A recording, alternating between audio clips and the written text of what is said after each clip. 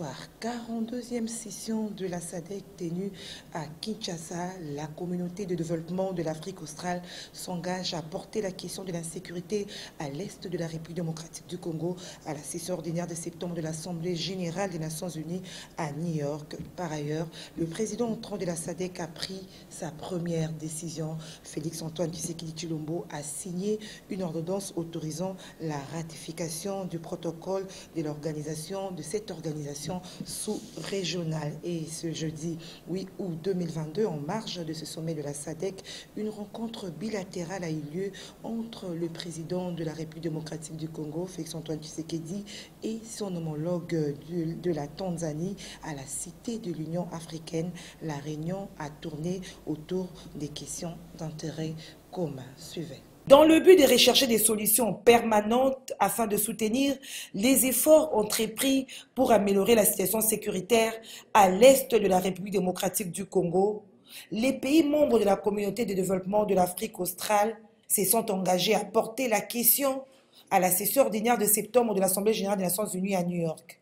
Le président du comité ministériel de l'organe de la SADC, avec le concours de la Troïka, de l'organe et des pays contributeurs de troupes à la brigade d'intervention de la force de la MONUSCO, ont été chargés de saisir Antonio Guterres à ce sujet. L'organisation sous-régionale s'est disant concernée par cette question, étant donné que l'Afrique du Sud, la Tanzanie et le Malawi nourrissent en troupes la brigade d'intervention de la MONUSCO. Kinshasa tentera donc d'inscrire cette question comme l'une des priorités du Centre régional de lutte contre le terrorisme de la SADC qui vient d'être créé, basé en République unie de Tanzanie, chargé de coordonner les activités de lutte contre le terrorisme dans la région.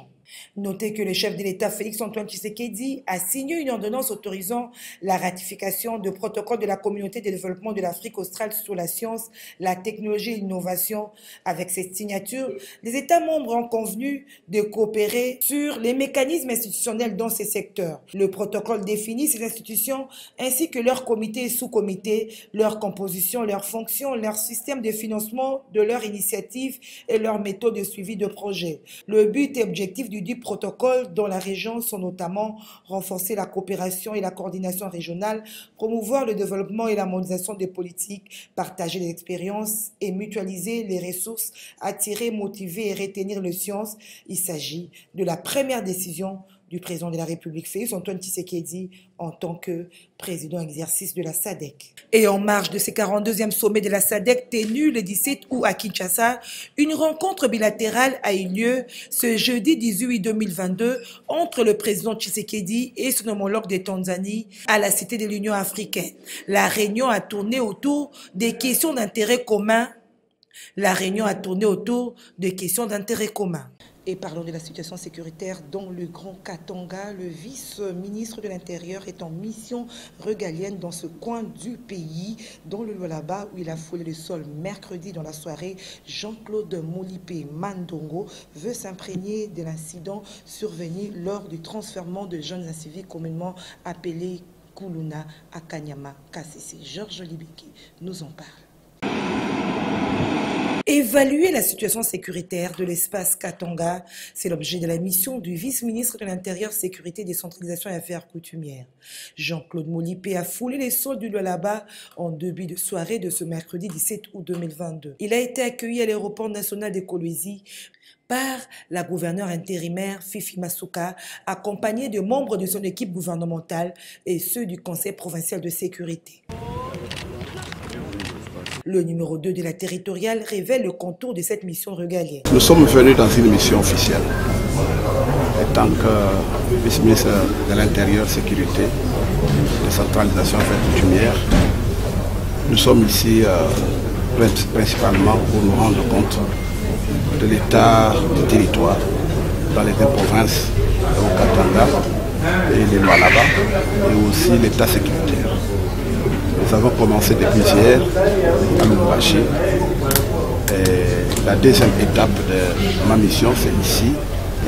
Nous sommes venus palper du doigt la situation sécuritaire de nos deux provinces et apporter des solutions idoines pour amener la population à vivre dans la quiétude, dans la tranquillité, dans la paix et surtout voir la situation dans le cadre de la criminalité, du banditisme, de l'insécurité que nous avons dans les deux provinces. Et voilà le but de notre mission. Sur place, le vice-ministre de l'Intérieur a tenu une réunion de sécurité. On prépare la gouverneure Aïe Fifi Masuka, l'inspecteur général de la police du Lualaba, le général Raus, les hauts responsables des FARDC, ceux de la direction générale de migration et d'autres services d'intelligence, question de s'imprégner de la situation sécuritaire dans ce coin du pays. Notez que la descente du vice-ministre de l'Intérieur dans le Lualaba intervient quelques jours après les bavures policières ayant émaillé les transfèrements de jeunes inciviques à Kanyamaka CC. Jean-Claude Molipé promet d'agir dans un bref délai pour l'intérêt et le bien-être de la population. Parlant élection, la Commission électorale nationale indépendante, son président Denis Kadima s'est entretenu mercredi avec le directeur général de l'Office national d'identification de la population, Richard Ilunga. Des stratégies ont été mises en place pour permettre aux deux institutions d'œuvrer librement, nous dit Nadine Tchotchigombo dans ce reportage.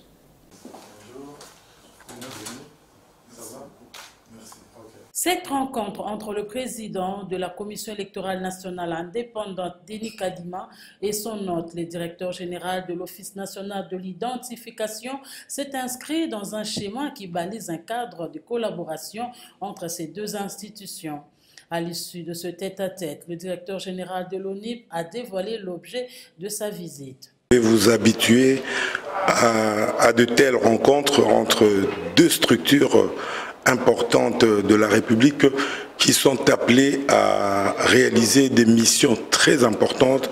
D'un côté, il y a les élections de 2023 et de l'autre côté, l'identification de toute la population congolaise. À ce titre, nous sommes venus pour baliser le cadre de collaboration qui sera un cadre permanent parce que nous voulons donner ces deux objectifs-là, les réaliser pour le bien-être de notre population.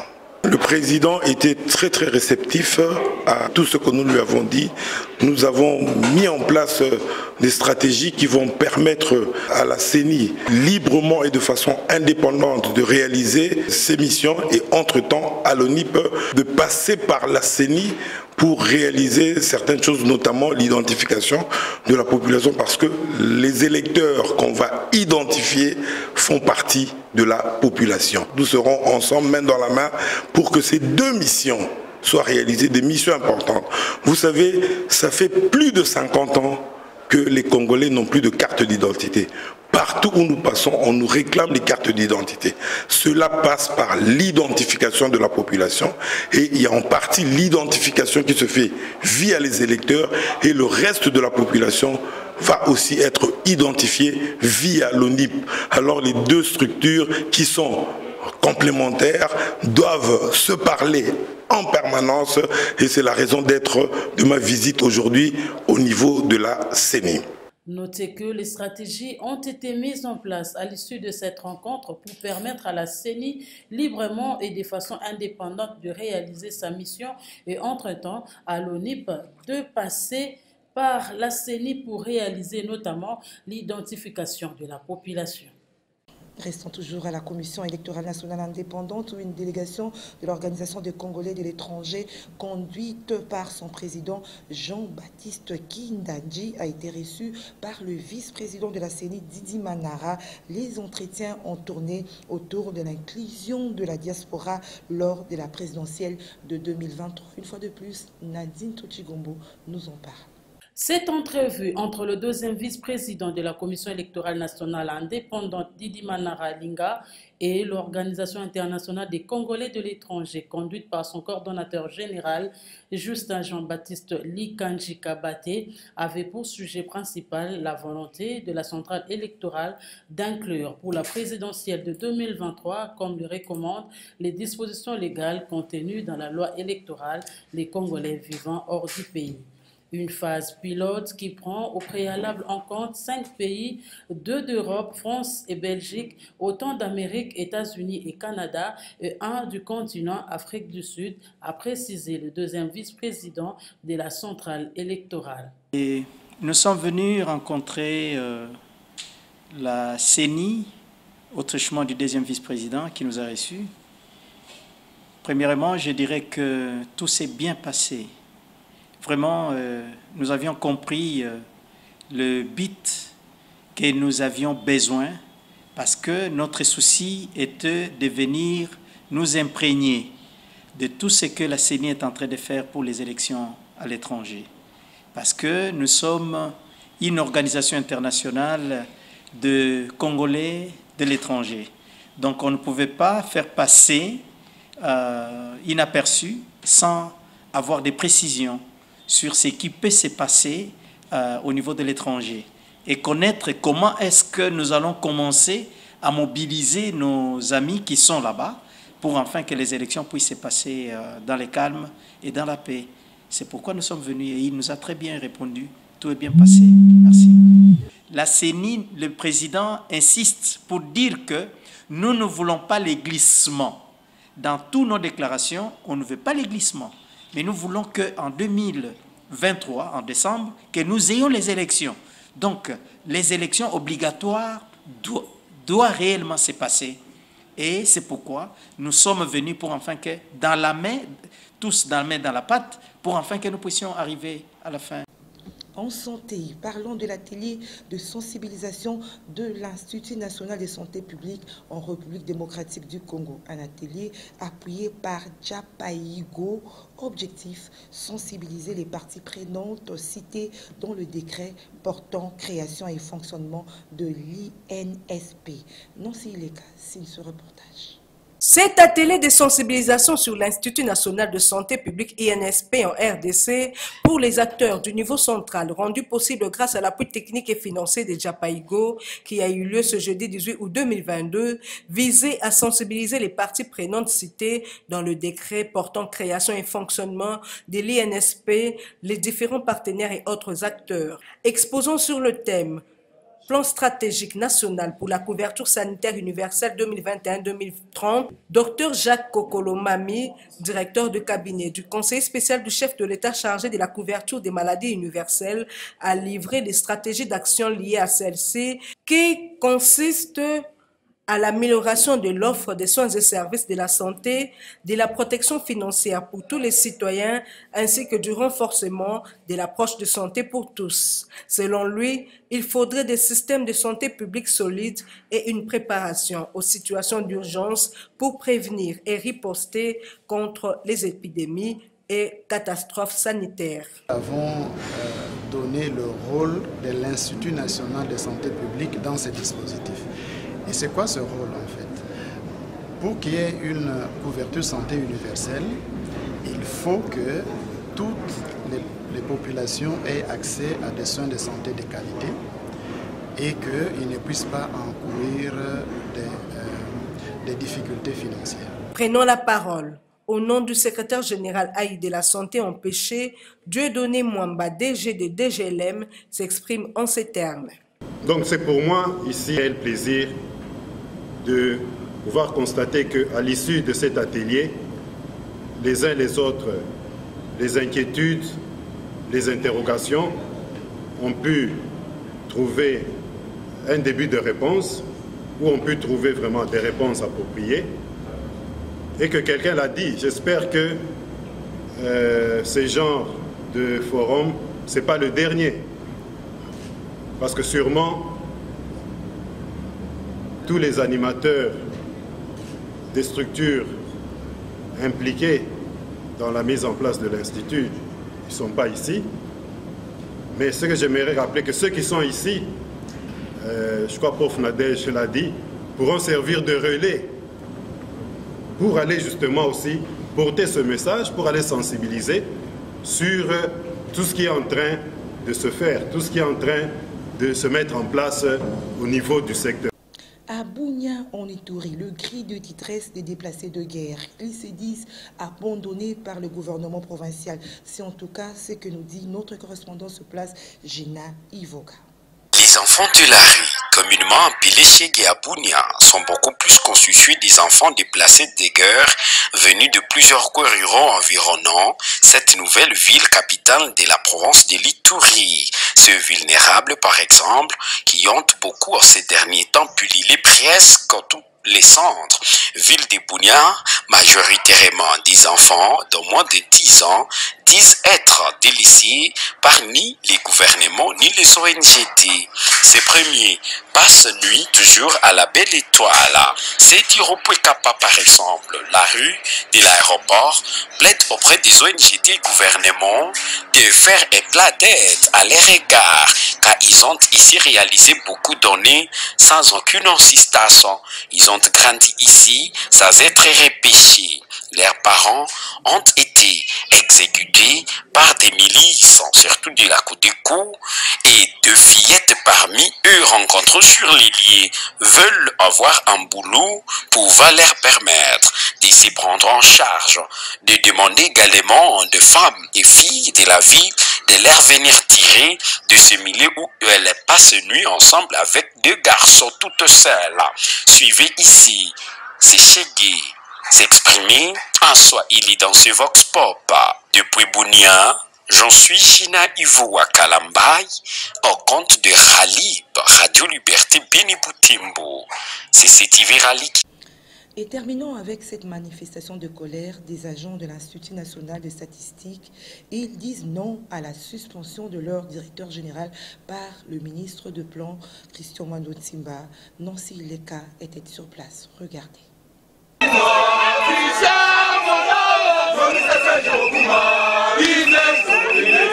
C'est la suspension sans motif valable du directeur général de l'Institut national des statistiques INS qui a suscité ce colère des agents de cette entreprise. Ils rejettent en bloc cette décision du ministre d'État du Plan. Les agents de l'INS se disent très indignés de voir le ministre d'État Christian Mwando Nsimba remplacer à ce poste sa propre sœur biologique. Décision politique na kati ya Institut national de statistique. Ministre alingati aleki na ye comme DG pona ko yiba mbongo campagne électorale.